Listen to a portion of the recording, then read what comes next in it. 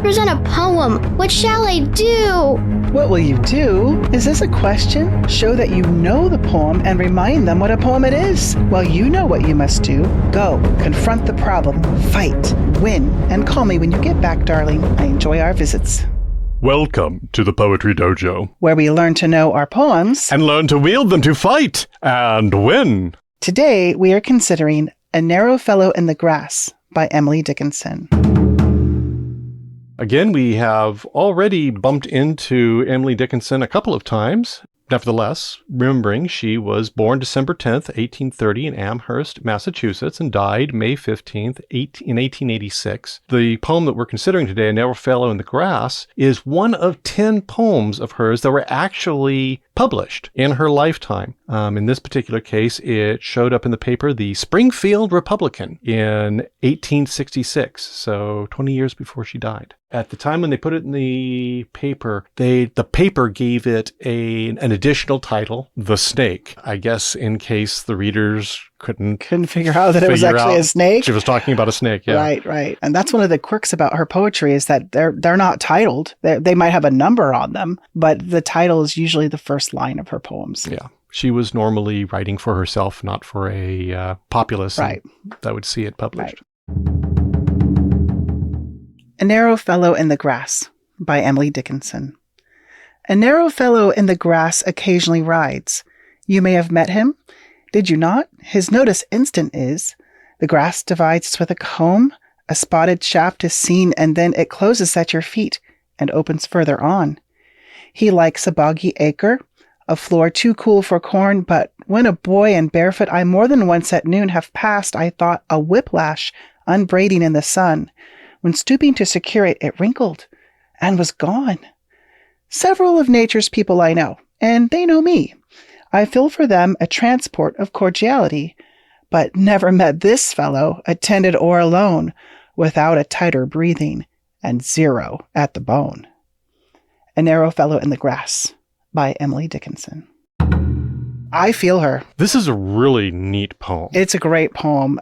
My favorite is without a tighter breathing and zero at the bone. That is how I feel anytime I see anything that approaches a snake. That line has been pulled out and presented as being one of the finest metaphors in American poetry. The poem itself, the rhythm of the poem itself is a little sneaky, and I like it because it starts with a 4-3, 4-3 sort of ballad stanza feel. Yes. And you get two of those, 4-3, 4-3, 4-3, 4-3.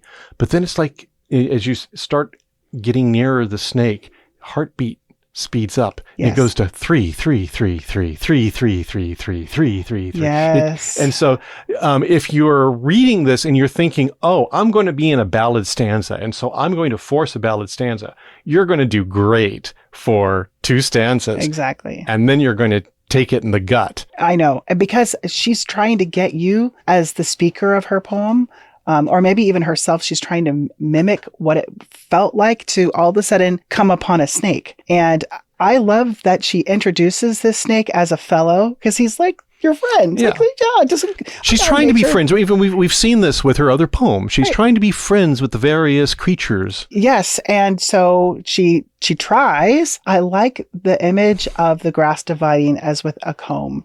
It's almost as if someone is there with their little hair comb, and they're just separated little blades, and you can't really see it, but this snake is just zipping along through there. And then all of a sudden further on it opens. I wasn't expecting that. And if it could open up further on, it could probably open up nearer me. And clearly she has frightened herself in the past because she sees something in the grass, looks like a whiplash. And she's like, oh, I'm going to pick that up, and reaches to pick it up, and it moves.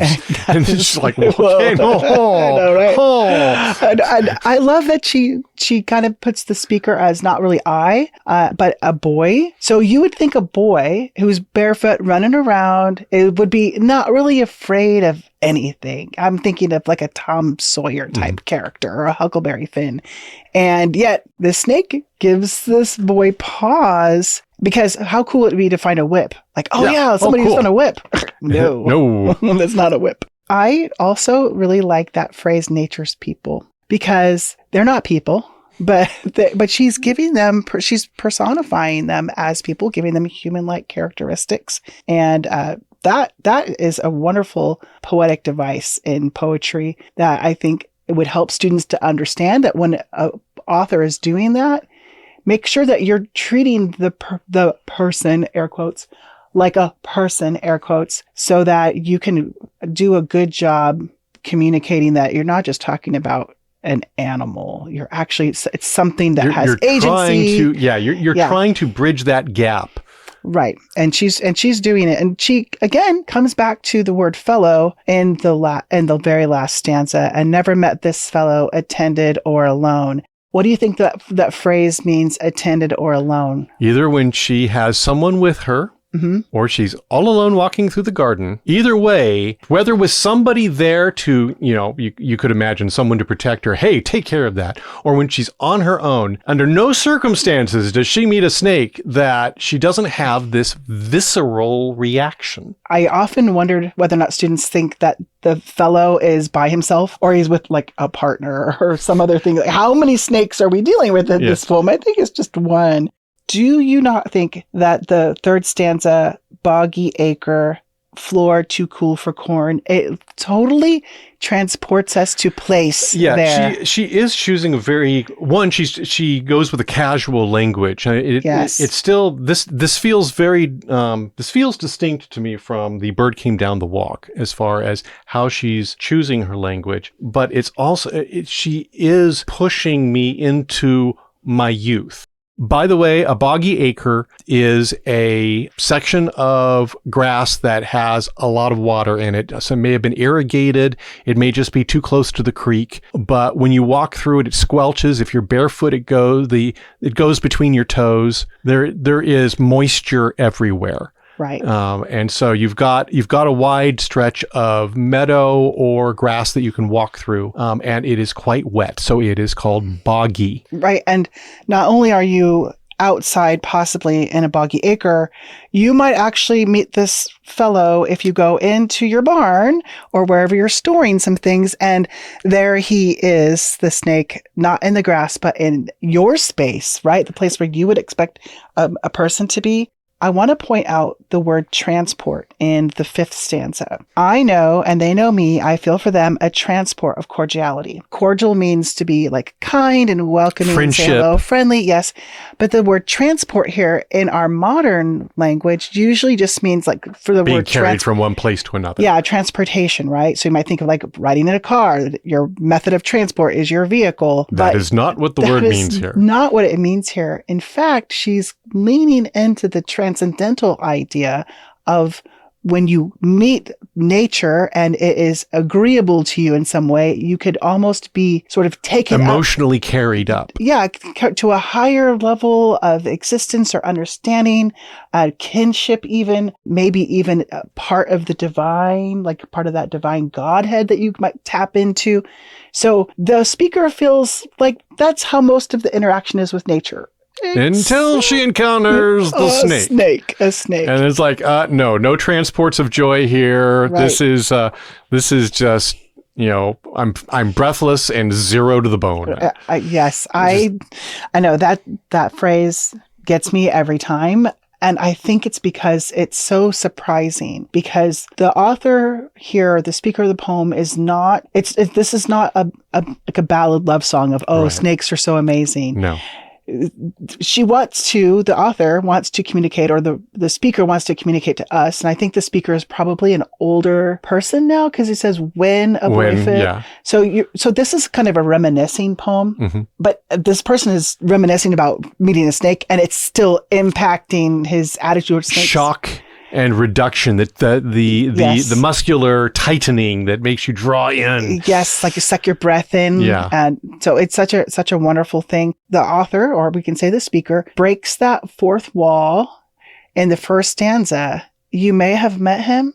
It's very weird to ask a question to. Yeah, it's almost like she's thinking, I know a fellow in the grass occasionally rides, and you got this break. Oh, hello, you're here with me. You may have met him. Did you not? His notice instant is. Now, isn't it interesting? Because she says his notice instant is, I'm assuming that it's the boy notices him instantly, but that's not actually what happens in the poem. Right. You see the effects of the snake. You see the grass dividing. Yeah, notice there isn't about, do you recognize that it's there? It's, what do you do the moment you do recognize it? Well, you're tighter breathing and zero at the bone. Yeah. And the word zero there, it's just such a great word. First of all, say the word zero. Zero. Just like on your mouth, it's a very powerful word that gets you in the tongue, because she was also not just about choosing the right sounding word, but the right feel of a word in your mouth. So, and she capitalizes it, which is interesting, because she throws capitals all over the place. Students sometimes would read those words that are capitalized with greater gusto, and that, just be careful doing that, because you're going to sound a little bit bad. But never met this fellow attended or alone without a tighter breathing and zero at the bone. It does not mean that it needs to be said like that. But again, this is a popular poem with students because it's fairly short. Again, only 122 words. And the words are all fairly easy, fairly straightforward, but can you convey the emotion of that little bit of trepidation when you meet something that kind of is not, you're not comfortable with? And that's what the author's trying to do. Yeah. When you get to the end of this poem, if the judges have their own visceral reaction, if they feel that tightening in the pit of their stomach, then you have accomplished your aim, and they'll know it. And that gives you a good opportunity to win with this poem. Thank you for tuning in. This has been a DieCast Media Group production. Please recommend us to friends, family, relations, but not your competitors. Feel free to email us with questions at poetrydojo@diecastmediagroup.com. Tune in next time for another exciting episode and another fine poem.